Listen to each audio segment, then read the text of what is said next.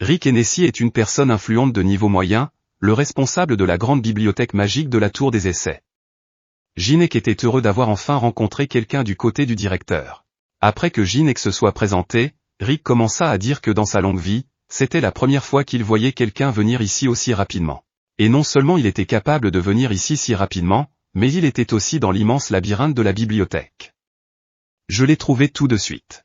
C'est un cas assez intéressant, mais Ginec commença à répondre que la chance était de son côté aujourd'hui. Lorsque Ginec commença à sortir un des livres, Rick lui dit qu'il pouvait prendre tous les livres qu'il voulait, mais qu'il n'y avait pas de livre ici au niveau qu'il pouvait lire. Pour commencer, il faut comprendre le langage des runes.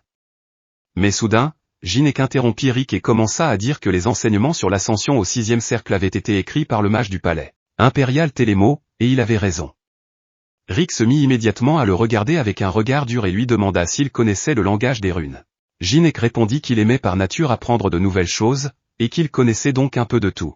Immédiatement après, Rick se demanda comment un joueur qui était sur le point d'arriver au 5e étage pouvait déjà connaître le langage des runes. Il commença à demander s'il pouvait poser une question à Ginec sans. Et dès que ce dernier lui a dit de se sentir libre de poser ses propres questions, Rick a commencé à s'interroger sur le fait qu'il comprend exactement en quoi il est différent des autres joueurs, et au moins dans le fait qu'il a réussi à arriver jusqu'ici. Il a l'impression de bénéficier d'un soutien particulier. Et juste après ces mots, la cour d'Anubis a été activée et notre héros a commencé à dire que c'était vrai, que les dieux égyptiens étaient derrière lui et que c'était grâce à eux qu'il avait pu arriver jusqu'ici et obtenir des informations sur la tour. Mais Rick n'arrive pas à croire que cela soit possible, car il peut sentir l'énergie du dieu Anubis, ce qui signifie qu'il montre déjà de l'intérêt pour les joueurs. Mais Ginec a commencé à dire qu'il avait l'impression d'être un joueur précieux pour eux puisqu'il l'avait béni. Mais bientôt, le système de notification a commencé à indiquer qu'aucune cible n'avait été choisie et que le jugement d'Anubis était en train d'être désactivé.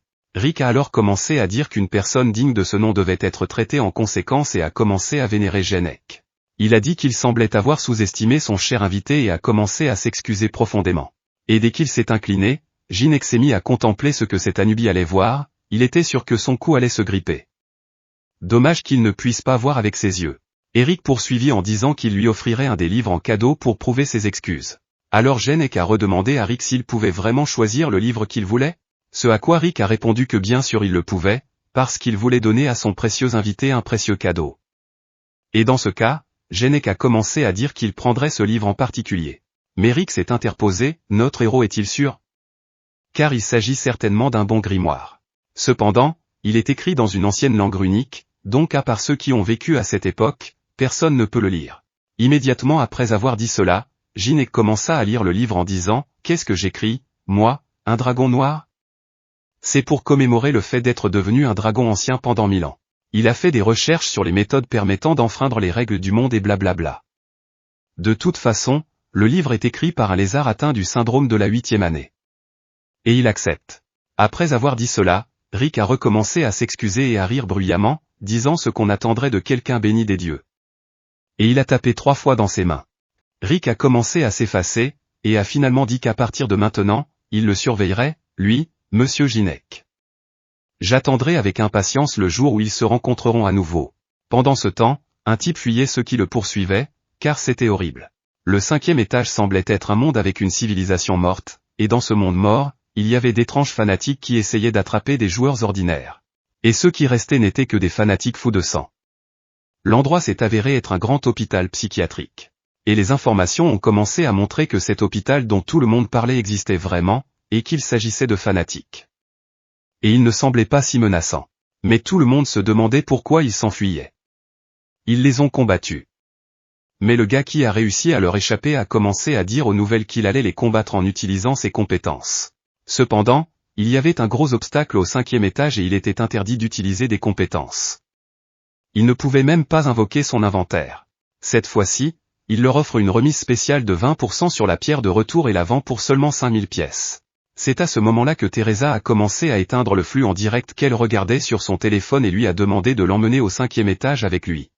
Mais Ginec a commencé à lui répondre qu'il ne pouvait pas faire ça. Et Teresa ne comprend plus très bien pourquoi il dit cela. Après tout, elle a commencé à expliquer qu'il était déjà clair qu'il allait aller au 5e étage, mais qu'elle ne pouvait pas le laisser partir. Cependant, Ginec ne comprenait pas d'où lui venait un tel entêtement. De plus, elle était devenue si sûre d'elle, et il lui répétait encore qu'il ne pouvait pas. Elle avait beau lui demander de l'accompagner, il parviendrait à se faufiler seul. Elle devait donc trébucher. Mais juste après avoir dit cela, Teresa prit Ginek par le bras et commença à lui dire qu'il devait lui promettre qu'il ne tenterait pas l'impossible. Un peu plus tard, Ginek était assis dans sa voiture, tenant la main que Teresa avait récemment prise, et se souvenant de ses paroles sur le fait de ne pas essayer de faire l'impossible. Et cela l'amusait. Mais à ce moment-là, le système de notification commença à indiquer qu'il avait reçu un cadeau en guise d'aide de la part du royaume des Cladium. Le royaume des Cladium était l'ennemi de la puissance Murim et Ginek avait pu obtenir Medismel, une compétence qui lui permettait de dissimuler son odeur, son haleine et même ses signes de présence. Grâce au soutien des puissances supérieures, il n'imaginait pas avoir la possibilité d'entrer en conflit avec des acteurs d'intérêt comme les Murim. Il décida de tirer le meilleur parti de cette compétence et, peu de temps après, il put entrer au 5e étage de la tour des épreuves. Il pourra maintenant commencer sa progression à partir d'un endroit aléatoire, puisque l'utilisation de la compétence a été bloquée. Il reçoit un objet aléatoire de rang F et n'a qu'une seule règle, survivre et s'échapper. Mais juste après les interdictions, le système de notification a commencé à montrer que depuis qu'il possède le grimoire de Macédoine, l'une de ses compétences supérieures a été débloquée et qu'il peut utiliser le regard avide. Il a donc pris ce livre à la bibliothèque et a décidé de le garder, car il en aurait encore besoin à l'avenir. Un peu plus tard, il a commencé à remarquer que de nombreux joueurs ne pouvaient pas se lever du sol, parce qu'il faisait noir partout. La plupart d'entre eux ne savaient pas où ils allaient, et certains ne comprenaient pas pourquoi il faisait si humide. Ginek se rendit compte que ceux qui étaient au même point de départ avaient déjà commencé à rester. Et alors qu'il décidait de laisser tous les nouveaux venus ici et de passer rapidement au niveau suivant, la fenêtre de notification montra qu'un parchemin de suivi s'était activé sur sa main. Le mouvement vers l'emplacement de l'objet Svetka commença. Au même moment, Teresa est apparue, capable de se téléporter directement vers notre héros. Et dès qu'elle est apparue, elle a commencé à dire qu'elle n'était pas sûre qu'il tiendrait sa promesse. Elle l'a donc suivi pour l'aider à passer le 5e étage de la tour des épreuves. Et Ginek a commencé à dire, secoué qu'il lui a demandé de ne pas le suivre et qu'est-ce qu'elle a bien pu penser en venant ici, mais Teresa a commencé à répondre qu'il ne devrait pas gronder la personne qui est venue ici parce qu'elle s'inquiétait pour lui. À partir de ce moment, Ginek réalisa que tous ses plans devaient être réarrangés et que son passage parfait tombait à l'eau. Après quelques secondes, Teresa commença à remarquer que tous les joueurs qui se tenaient près d'eux commençaient à dire que quelque chose était apparu dans leur poche.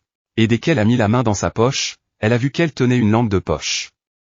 Elle a trouvé un héros, il y avait un stylo, et c'était un peu bizarre. Après tout le monde avait des lampes de poche, et lui n'avait qu'un stylo. Mais pour Ginyeok, c'était mieux qu'une lampe de poche, car ce stylo pouvait être utilisé lors d'un combat. Au même moment, un autre joueur commença à allumer un briquet pour apporter de la lumière, car il faisait sombre partout. Et une fois la lumière allumée, il pouvait maintenant voir quelque chose au moins. Teresa voulut elle aussi allumer sa lampe de poche pour voir ce qui se passait dans le quartier, mais Ginek l'en empêcha, car il savait ce qui allait suivre. Tous les joueurs commencèrent à regarder autour d'eux pour voir ce qu'était cet endroit étrange qui les entourait. Tout d'abord, ils se demandent comment sortir d'ici dans une telle obscurité. Mais dès que les lumières se sont allumées, les autres gars en costume jaune ont commencé à remarquer les joueurs qui avaient un briquet à la main. Ils ont commencé à crier qu'ils étaient des victimes et se sont dirigés vers eux. Dès que les joueurs ont réalisé qu'ils avaient fait une erreur, se trahissant ainsi, cette étrange secte a commencé à crier à tous les autres de les attraper rapidement. Pendant ce temps, notre héros et Teresa se cachent derrière un rocher et observent la scène de loin. Mais soudain, Teresa appelle Ginek et lui demande s'ils doivent sauver ces gens. Mais Ginek commence à lui répondre que, puisqu'elle l'a suivi, elle doit suivre ses instructions et qu'ils doivent éviter toute divulgation inutile pour l'instant. De plus, Teresa n'est pas prête pour un assaut frontal direct. Mais Teresa commence à dire à Ginek qu'il ne la sous-estime pas trop, et elle prépare aussi ses affaires, commençant à sortir quelque chose de sa poche. Et dès qu'elle en eut besoin, 2 pierres apparurent de sa poche, et Ginek commença à lui dire d'y jeter un coup d'œil. Après tout, elle avait également acheté une pierre de déplacement pour lui, cet objet est nécessaire au 5e étage. Mais dès que Ginek vit ces pierres, il réalisa qu'elle avait fait une erreur, et il se sentit honteux qu'une fille aussi extraordinaire soit aussi stupide. À ce moment-là, les autres joueurs retenaient les types au masque jaune, et tandis que certains d'entre eux retenaient l'attaque, d'autres commençaient à dire qu'à ce rythme, ils allaient bientôt percer et que tout le monde devrait payer pour les vaincre. Mais une jeune fille qui se trouvait à proximité commença à sortir une pierre de retour de sa poche et dit qu'elle allait quitter cet endroit. Enfin, elle ajouta, « Bon séjour, bande d'idiots ». Mais soudain, la pierre qu'elle tenait dans sa main commença à se désagréger. La jeune fille ne comprenait pas pourquoi cela se produisait. Tous les autres gars qui avaient cette pierre se rendirent compte qu'elle ne fonctionnait pas. Personne n'a donné d'argent pour elle, et au même moment, la porte que les joueurs tenaient a explosé. Tout cela a été causé par un homme énorme portant un masque étrange et tenant un marteau dans ses mains. Sous l'effet de la peur, ils commencèrent à tomber par terre, car ils ne comprenaient pas comment ils pouvaient vaincre un homme aussi grand sans leurs compétences. À ce moment-là, Taraza, qui tenait la pierre de retour dans sa main, la vit s'effondrer dans sa main. Elle ne pouvait pas penser qu'il s'agissait d'une ruse. Mais notre héros le savait depuis le début. Comment peut-on croire ce qui passe à la télévision? Il n'y a que des escrocs. Teresa en fut contrariée, car elle avait acheté 2 pierres pour en donner une à Genek. Mais au même moment, un étrange grincement se fit entendre dans son dos, et elle commença à sentir qu'un homme était derrière elle et qu'il la voulait. Alors qu'elle commençait à dire à Genek qu'il était temps pour eux de partir, ce type bizarre avec un drôle de masque jaune sur la tête a commencé à crier que le sacrifice pour leur dieu était prêt et a commencé à agiter les bras. Mais ce n'était pas si simple, et avec toute la famille, il y a eu une explosion à ce moment-là. C'étaient les autres pays qui étaient déjà entrés et qui commençaient à les encercler. Fago et Jinek se rendirent compte qu'ils semblaient avoir été exposés. Ces étranges types au masque jaune ont commencé à dire quelque chose d'étrange. Ils disaient qu'un dieu voulait un sacrifice de sang sacré, et qu'ensemble, ils devraient réaliser la renaissance du roi et le bonheur éternel. Mais Jinek ne voulait même pas écouter cela. Il sortit le stylo qu'il avait dans sa poche et commença à l'utiliser, attaquant ainsi tous ces étranges types masqués. L'un après l'autre, ils tombèrent au sol, et dès que Jinek eut fini de les frapper, il commença à dire que quelqu'un d'autre voulait lui donner un autre sermon. Mais ces types ont commencé à avoir peur et à reculer. Mais au moment où l'un d'entre eux a fait un pas en arrière, il est tombé sur quelque chose d'étrange, et alors qu'il commençait à lever la tête, il a vu ce type en bonne santé avec le masque et le marteau sur l'épaule, c'était l'adjoint qui était venu ici en entendant les bruits étranges. Le type masqué a commencé à lui dire qu'ils avaient juste peur, mais l'adjoint lui a attrapé la tête avec sa grosse main et l'a jeté de côté. Au même moment, Jinek a commencé à dire qu'elle avait déjà joué à cache-cache, et en pointant son doigt vers l'adjoint, il a commencé à dire que ce type à grosse tête voulait jouer avec eux, et qu'elle ne devrait donc pas le frapper. Et dès que l'adjoint a voulu les frapper, Teresa et Jean ont commencé à s'enfuir et à jouer à cache-cache. À ce moment-là, dans l'une des pièces de cette salle, un homme mystérieux se tenait près de la fenêtre, et ses serviteurs masqués de jaune commençaient à se tenir derrière lui et à s'incliner. L'homme qui était le meneur a commencé à leur demander ce qui n'allait pas avec les victimes. L'homme a commencé à répondre qu'il réussissait à les attraper. Immédiatement après, l'homme masqué qui se tenait près de la fenêtre commença à dire que le dieu souhaitait plus de victimes et commença à se réjouir du fait que la tour s'était ouverte et que les innombrables joueurs ignorants allaient venir à eux. Le moment promis de sa renaissance était arrivé. Mais soudain, ce type se mit à dire dans sa tête qu'il devrait regarder l'écran de contrôle qui montrait Teresa et Genek s'enfuyant de l'adjoint. Il s'agissait de victimes récemment découvertes, et c'était la première fois que le chef voyait l'adjoint dans un tel état d'agonie. Après tout, ils étaient bien trop agiles pour les victimes qui étaient arrivées ici. Mais le troisième homme qui se tenait près d'eux remarqua qu'il s'agissait de Jinek. Et il a été surpris quand il la regardait, et la tête qui se tenait à côté de lui a commencé à lui demander s'il connaissait le gars sur le moniteur. Il a répondu que oui, et il a commencé à dire qu'il restait la plus dangereuse nuisance pour leur plan, et qu'il fallait l'éliminer le plus vite possible. Avec Jinek, ils continuèrent à fuir l'adjoint qui les poursuivait. Il prit un autre élan et frappa Teresa avec son gros marteau, mais il ne toucha pas. Dès que Teresa a rebondi, elle a commencé à dire qu'il avait une vitesse incroyable pour un tel corps et qu'il n'était pas comme ses croyants ordinaires. L'adjoint a continué à frapper, mais sans succès, il n'a pas réussi à toucher nos héros une seule fois. Et Teresa a commencé à dire à Genek qu'un combat avec un homme à grosse tête était impossible pour l'instant. Ils doivent d'abord garder leur distance, et Teresa doit lui prêter quelque chose pendant un certain temps. Dès qu'ils ont pu contourner le coin et ainsi prendre un peu de distance, ils décident de se séparer. La lampe de poche que Jinek avait prise se mit à éclairer directement le visage de l'adjoint. Et il ne pouvait pas regarder longtemps cette lumière, car elle était trop forte. Sa patience s'effondra et il frappa de toutes ses forces son gros marteau en direction de la lumière. Et dès qu'il releva le marteau, il vit que c'était une simple lampe de poche qui gisait sur le sol. Il se demanda alors où étaient passés les deux fuyards. Au même moment, Teresa et Jinek se cachaient non loin de là et surveillaient le député. Après tout, ils pouvaient ainsi gagner du temps pour élaborer un plan. Jinek commença à parler pour qu'elle l'écoute très attentivement, et il mit la grosse en rogne. Mais Teresa ne comprenait pas ce qu'il voulait dire. Après tout, il venait de lui échapper, et ils allaient devoir le fuir à nouveau dans le bâtiment sombre. Mais notre héros lui répondit que ce n'était pas grave, car pour passer cet étage, il devrait de toute façon le rencontrer, et pendant qu'il le distrayait, elle devrait trouver d'autres personnes et évacuer. Après tout, ils étaient venus ici en faisant confiance à la pierre de retour, mais maintenant ils ne pouvaient plus sortir, et il essaierait de nettoyer le 5e étage le plus vite possible. même si c'était devenu un peu problématique qu'elle soit venue ici.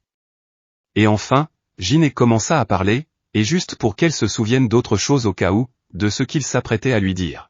Et un peu plus tard, l'adjoint continua à chercher ses victimes.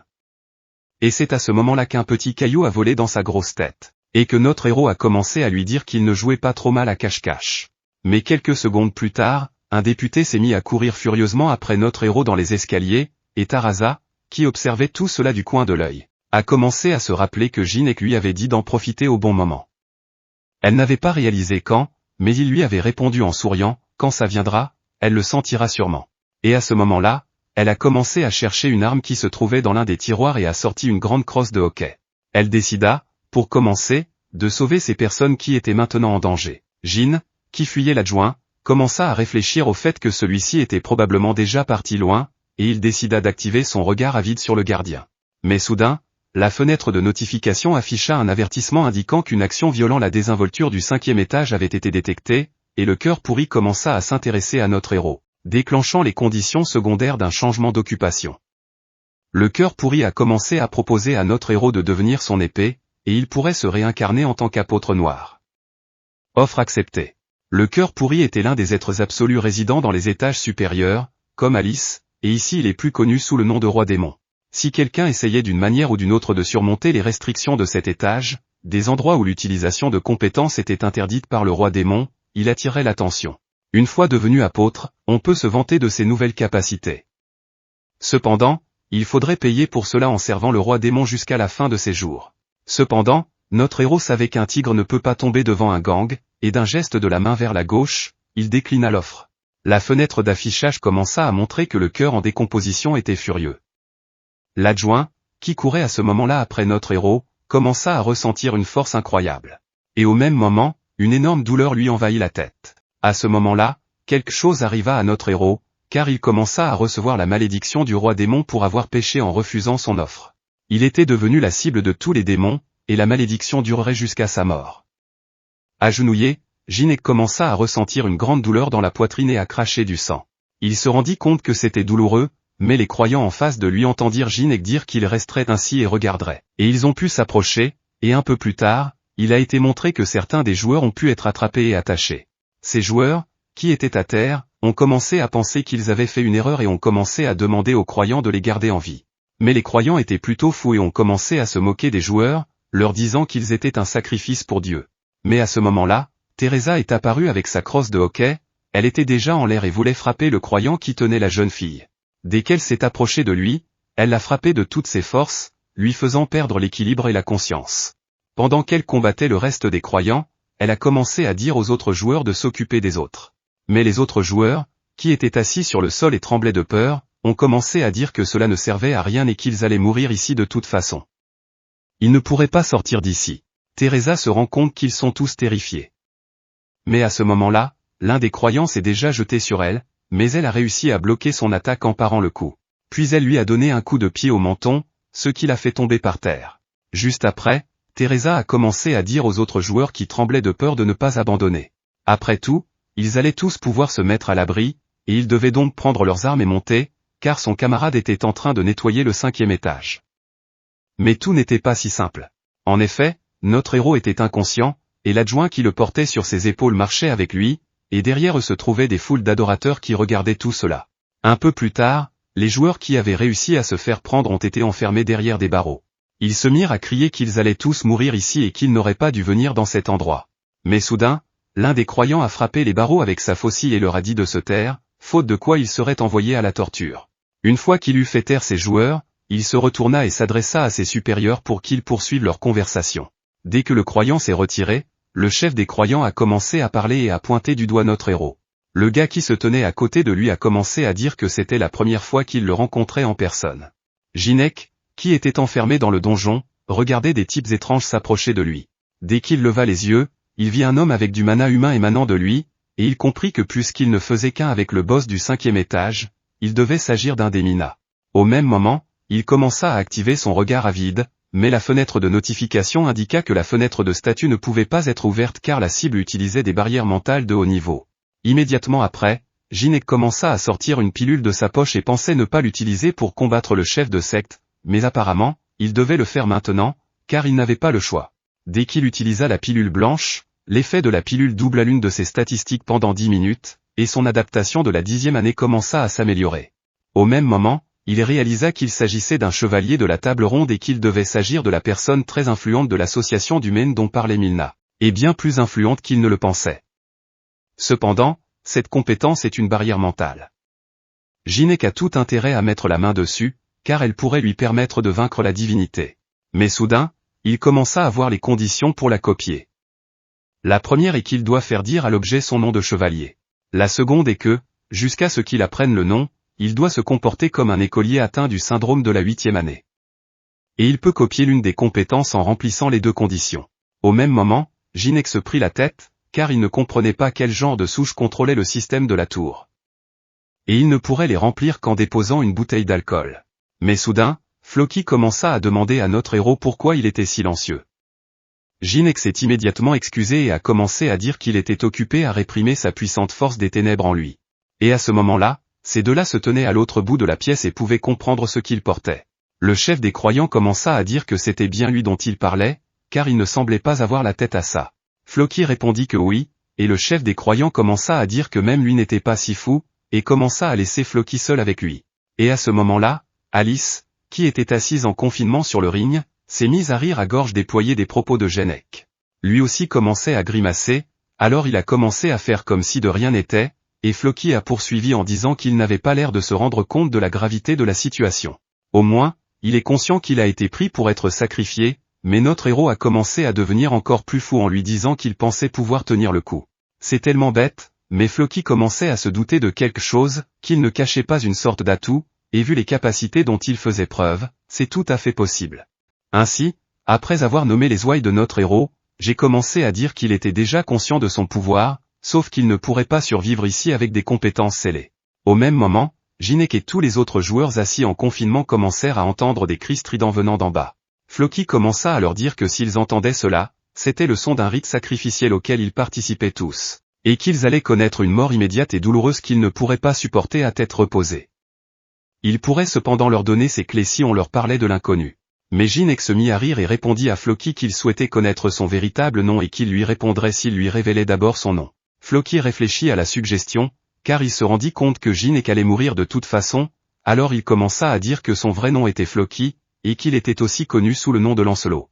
Juste après, la fenêtre de notification indiqua que les conditions avaient été remplies et qu'il avait réussi à copier la barrière mentale.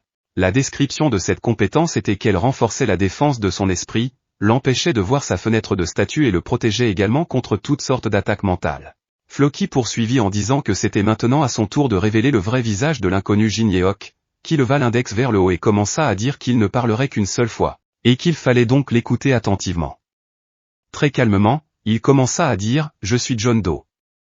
Et juste après, Floki a jeté la clé dans la cellule et a commencé à dire qu'il avait tenu sa promesse. Et aussitôt, les ouailles ont commencé à se retourner et à s'éloigner en disant enfin qu'il lui souhaitait une mort rapide.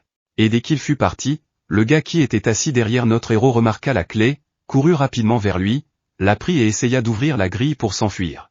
Mais il n'y parvint pas, et il n'y avait pas d'ouverture pour insérer la clé. Notre héros, allongé sur le sol, commença à penser que c'était ce qu'on attendait de lui, et se demanda ce que Teresa faisait là maintenant.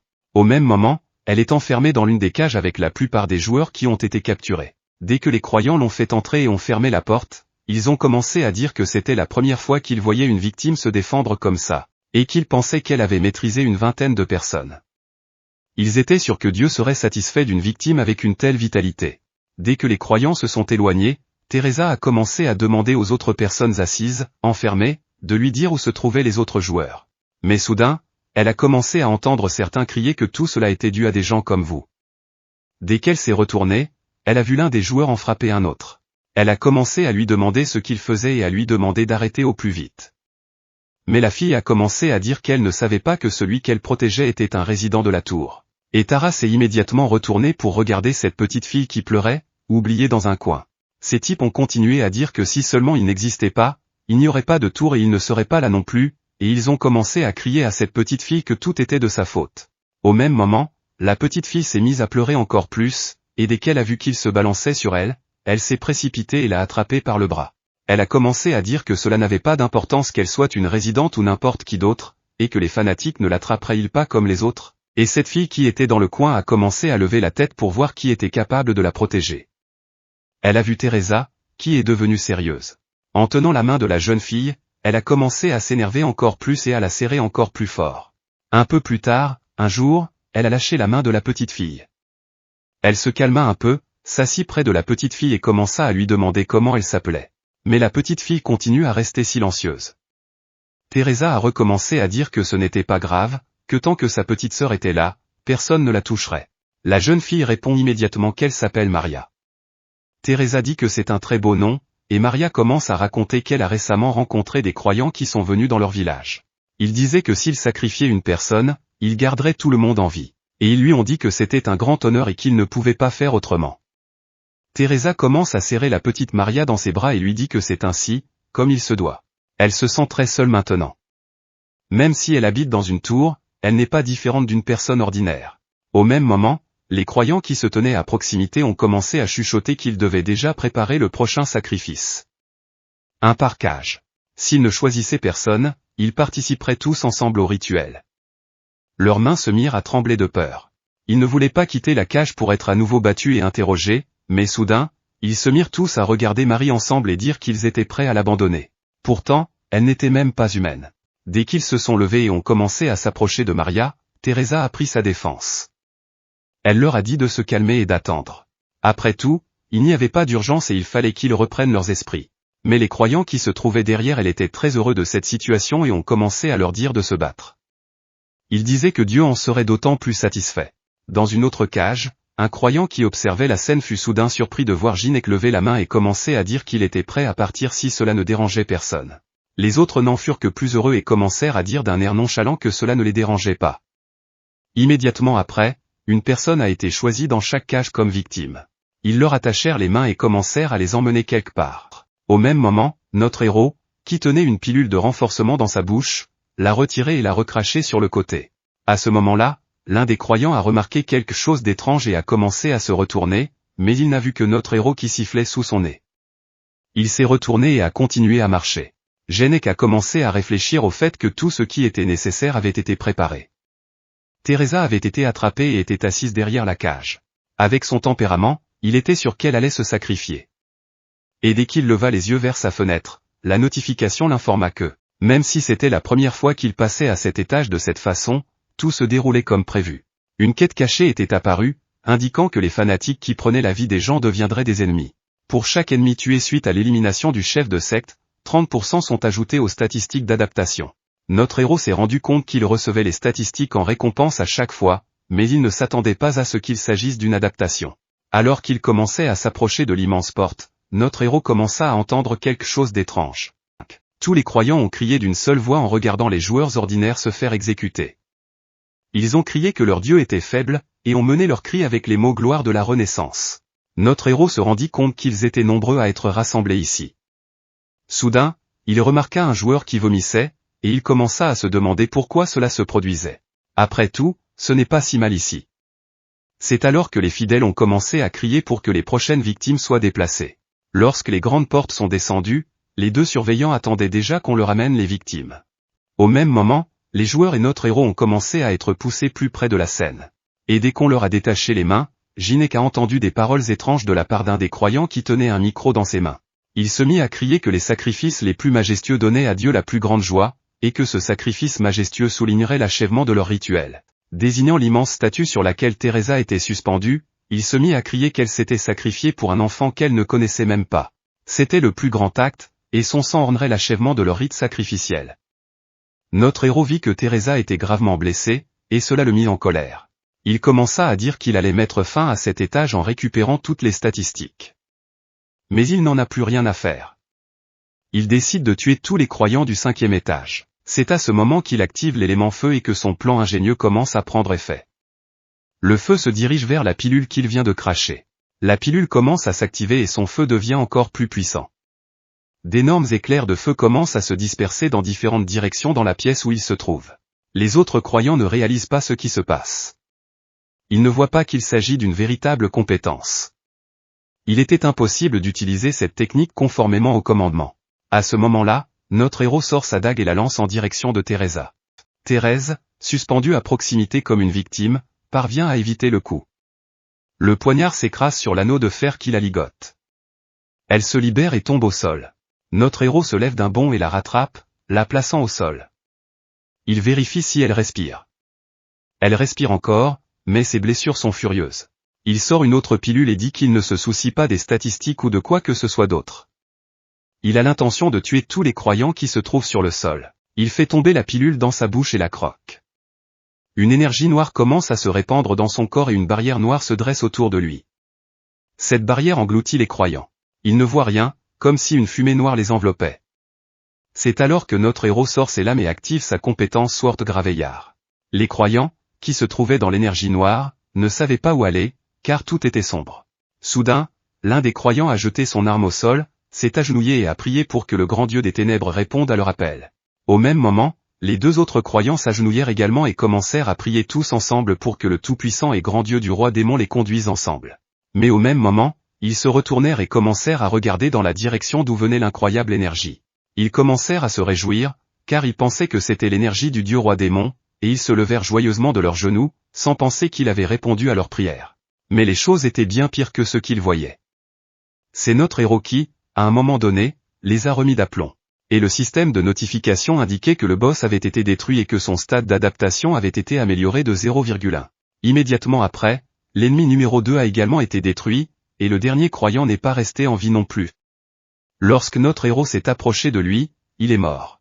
Au milieu de tout ce qui se passait, Teresa était allongée sur le sol et commençait à reprendre ses esprits. Et se souvient que dans le donjon, les autres joueurs ont envoyé cette petite chose en premier. Et ce n'est pas comme si elle était humaine. Mais Teresa ne comprenait pas comment il pouvait dire cela. Après tout, on ne peut pas faire ça, ce n'est qu'une enfant. Mais les autres joueurs ont commencé à s'énerver et ont dit que ce n'était qu'un PNJ et qu'il fallait la leur donner 3 fois. Mais soudain, Teresa a donné un coup de pied et a frappé les deux joueurs. Ils se sont envolés sur le côté de la grille. Elle poursuivit en disant qu'ils semblaient penser que sans compétence, elle n'était qu'une simple mauviette. Mais ils ne doivent pas se tromper, car elle est digne de tous, même s'ils bondissent tous ensemble.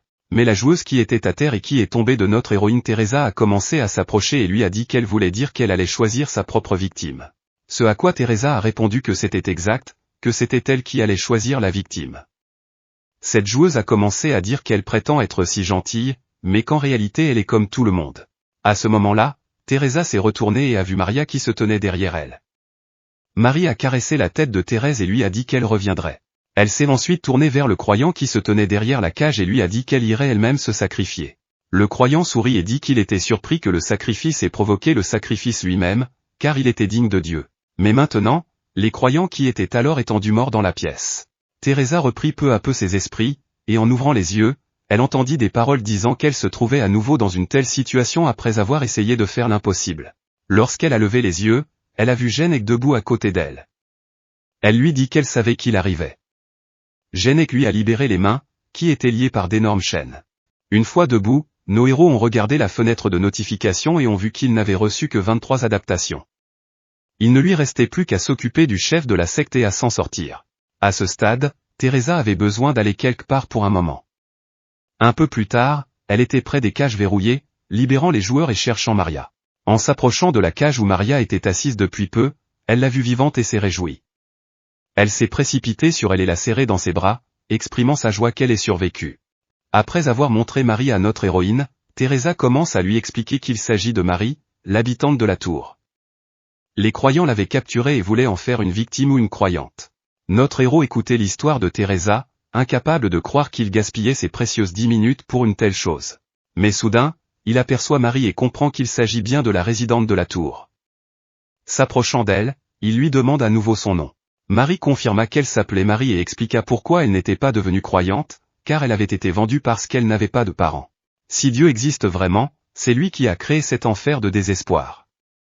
Si c'était le plan de ce Dieu, alors c'est vraiment un monstre. Après avoir dit cela, Maria s'est mise à pleurer.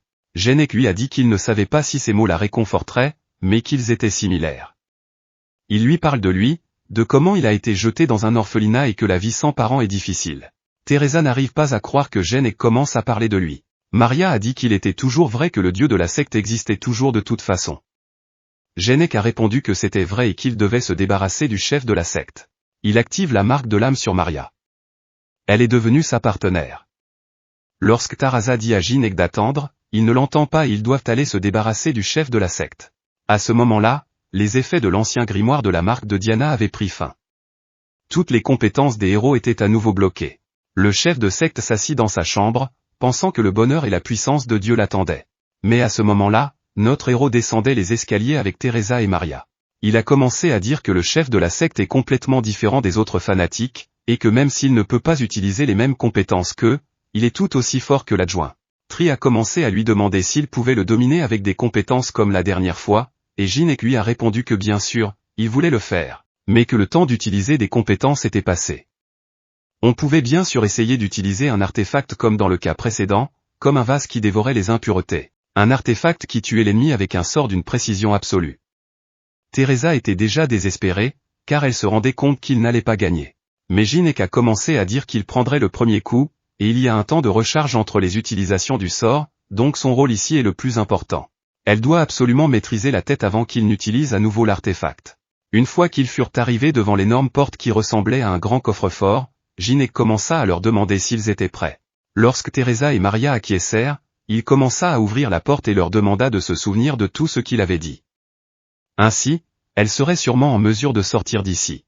Lorsque la porte s'est ouverte, le chef de secte assis sur le sol a commencé à se retourner. Il commença à dire que les personnes qui avaient gâché la cérémonie étaient venues le voir personnellement. C'était assez intéressant, mais Genek demanda où était passé son partenaire. Le chef de la secte répondit qu'il était parti et qu'il avait obtenu ce qu'il voulait. Genek s'est dit qu'il avait été très malin en partant apparemment pour le tuer sur place. Le chef de secte commença à dire qu'il ne savait pas comment il avait pu utiliser les compétences tout en ignorant les restrictions de Dieu, mais qu'il allait certainement le sacrifier à Dieu et le faire se repentir de ses méfaits. À ce moment-là, Teresa vit que le chef de secte tenait l'artefact dont Genek parlait. Une seconde plus tard, notre héros s'est précipité vers le chapitre. Dès que Teresa s'est approchée, notre héros a donné un coup de pied de toutes ses forces à la tête de la secte. Il voulut immédiatement le frapper à la tête, mais la tête de la secte réussit à bloquer son attaque. Genek lui a demandé de lui couvrir la bouche avec son bandeau, ce que Teresa a réussi à faire en se faufilant dans son dos. À ce moment-là, alors que Teresa le tenait, Genek a commencé à s'approcher du chef de la secte. Soudain, le chef de la secte a poussé Teresa sur le côté. Teresa a heurté le mur. Au même moment, le chef de la secte a commencé à attaquer notre héros. Genek n'a pas pu esquiver, la main du chef de secte s'approchant de son visage. Mais soudain, le chef de secte a glissé et notre héros a pu esquiver et le frapper avec son poing au menton. Le chef de secte a commencé à se tenir le visage en disant que c'était très douloureux. Genek, qui se tenait à proximité, a commencé à dire qu'il avait combattu des monstres plus grands que lui à main nue, et que si le chef de secte pensait pouvoir le vaincre au corps à corps, il se trompait. Teresa, qui se trouvait à proximité, commença à se réjouir des paroles de notre héros, car elle s'attendait à de telles paroles de la part de son mentor. Mais le chef de la secte, comme s'il était devenu fou, se mit à crier qu'il était heureux d'être tué en sacrifice à son Dieu. Soudain, il sortit un artefact et déclara que notre héros serait le premier à être sacrifié. L'artefact commença à s'enflammer et une flamme brillante se dirigea vers notre héros. Genek resta immobile, sachant qu'il ne pourrait pas l'esquiver. Teresa, qui observait tout cela, se demandait s'il s'agissait du sort dont Genek lui avait parlé. La dernière chose que notre héros a pu dire en restant immobile a été de rappeler à Teresa que le sort a un long temps de recharge et qu'elle doit regarder dans les yeux du vase pour déterminer quand il sera prêt à être utilisé à nouveau. Elle doit aussi s'occuper du reste. À ce moment-là, d'immenses langues de flammes bleues frappent notre héros et il se met à saigner. Teresa vit Genek commencer à tomber au sol, et le système de notification indiqua qu'il était mort. La malédiction du roi démon avait disparu suite à sa mort. Le chef de secte qui se tenait à côté de lui était heureux d'avoir pu gagner. Il a commencé à dire qu'il s'agissait d'un nouveau sacrifice et que Dieu serait certainement satisfait. Teresa n'arrivait pas à croire que Genek était vraiment mort. Elle espère qu'il ouvrira les yeux. La colère que lui inspirait la mort de son camarade la poussait à se battre encore plus fort. Lorsque Teresa lève les yeux, elle voit le chef de la secte arriver rapidement vers elle. Il lui a donné un coup de pied et elle a volé quelques mètres en arrière. Maria, qui observait la scène, a commencé à crier à Teresa d'être plus prudente. Ces mots n'ont fait qu'accroître sa colère, car le chef de secte a repéré l'endroit où elle se trouvait et a commencé à s'approcher d'elle pour l'attraper. Mais Teresa a couru jusqu'à lui, a sauté sur ses épaules, a serré ses jambes l'une contre l'autre et s'était lancée. Le chef de secte s'est écrasé sur le sol. Teresa rebondit et se relève. Elle n'allait pas le laisser attraper Maria. Le chef de la secte s'est relevé et a commencé à dire que Teresa avait encore la force de se battre et qu'il en était heureux. Il était prêt à s'amuser un peu pendant que l'artefact se rechargeait.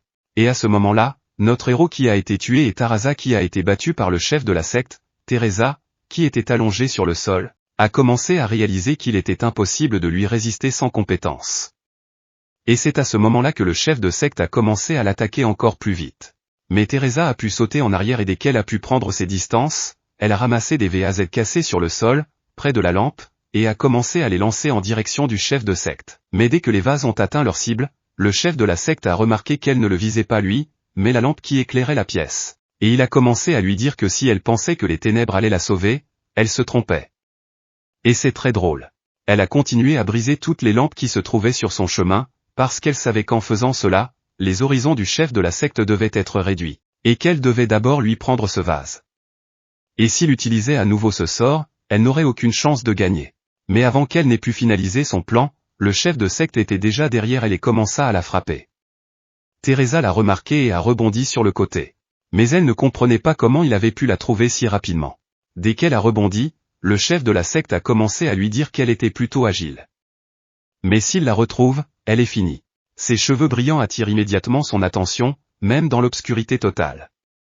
Teresa a tout de suite compris comment il pourrait la retrouver et a commencé à se cacher au coin de la rue. Mais le chef de la secte commence à regarder son artefact et dit qu'après l'avoir assommé, il va trouver la petite fille qui se cache, et quand elle se réveillera, il la forcera à la regarder de ses propres yeux tomber sur ce vase. Un peu plus tard, il a pu la retrouver et la frapper de toutes ses forces, la faisant s'envoler sur le côté. Mais en se relevant, elle a commencé à courir plus loin et s'est cachée derrière le prochain coin de rue. Mais le chef de la secte était très fort et très agile. Et tout de suite après, il a commencé à aller plus loin pour chercher Teresa qui se cachait au coin de la rue. Il comprit que ce n'était qu'une question de temps pour la retrouver, mais Teresa comprit qu'il était impossible de perdre le temps précieux que Jean lui avait fait gagner. Et si elle perdait ici, Maria serait également perdue. Soudain, elle se souvint de ce que le chef de secte lui avait dit à propos de ses cheveux et reporta son attention sur le morceau de vase pointu qui gisait à côté d'elle. Et c'est ainsi qu'elle trouva le plan parfait pour le vaincre. Le chef de la secte, qui marchait dans le couloir en répétant les mots gloire à notre Seigneur et gloire au bonheur éternel, a soudain remarqué les cheveux de Teresa au coin de la rue et était prêt à s'approcher pour l'écraser. Mais soudain, il changea d'avis et commença à dire qu'il la garderait en vie si elle jurait qu'elle deviendrait croyante, et qu'il ferait d'elle une sainte du Dieu du roi des démons, pour qu'il puisse emmener la petite avec lui. Mais dès qu'il a tourné le coin, il a vu les cheveux de Teresa attachés à la corde, et il a été surpris de s'être fait avoir. Teresa était déjà derrière lui et courait de toutes ses forces pour récupérer l'artefact.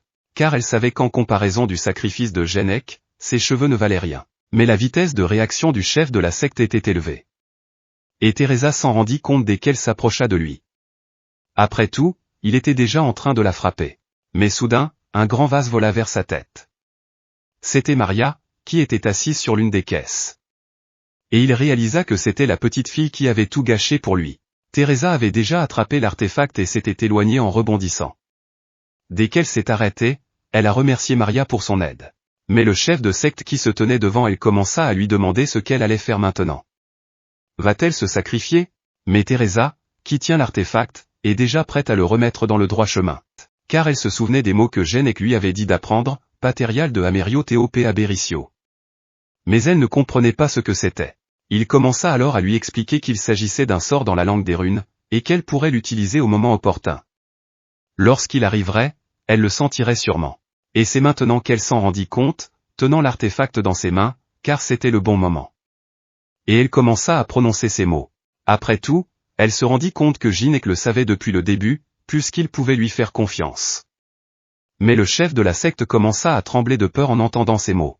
Il ne comprenait pas comment elle pouvait connaître l'ancien langage des runes. Teresa lui répondit que c'était un vieil homme, le plus fort de cette tour d'épreuve, qui le lui avait dit. Dès qu'elle eut terminé son sort, des langues bleues d'énergie noire se mirent à voler vers le chef de la secte et à le dévorer. Mais celui-ci, à son tour, se mit à pleurer furieusement. Il n'arrivait pas à croire que cela puisse arriver. Après tout, il pensait que le dieu roi démon serait capable de les sauver. Au même moment, la fenêtre de notification indiqua que le monstre boss du 5e étage avait été vaincu. Et dès que le second jeta l'artefact par terre, il courut vers Maria et commença à lui demander si elle était blessée. Maria répondit qu'elle allait bien. Juste après, ils ont commencé à marcher vers Jeannec, qui était allongé sur le sol. Et dès que Teresa s'est penchée, elle a commencé à lui dire qu'elle avait réussi. Et qu'il pouvait se lever maintenant.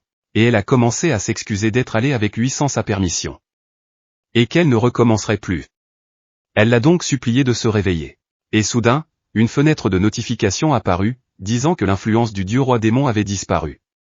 Et en raison de l'absence du monstre boss, la restriction sur l'utilisation des compétences a été levée. Le patronage des cieux commença à s'activer. Il serait capable de ressusciter une fois s'il ne s'agissait pas d'une mort instantanée. Au même moment, il commença à s'élever. Tarasa et Marie en furent très heureux. Dès que Jeannec s'est levé, il a commencé à dire que la mort était très douloureuse. Mais en regardant Teresa, il se demanda pourquoi elle pleurait à nouveau. Après tout, c'était la même chose dans le labyrinthe. Mais Teresa, le frappant sur la poitrine avec son poing, a commencé à dire « Que pouvez-vous faire ?» Si les larmes coulent d'elles-mêmes. Mais après le coup de poing, Jeannec a commencé à dire qu'il avait encore mal. Et Teresa s'est excusée auprès de lui. Parce qu'elle avait oublié qu'il venait d'être ressuscité.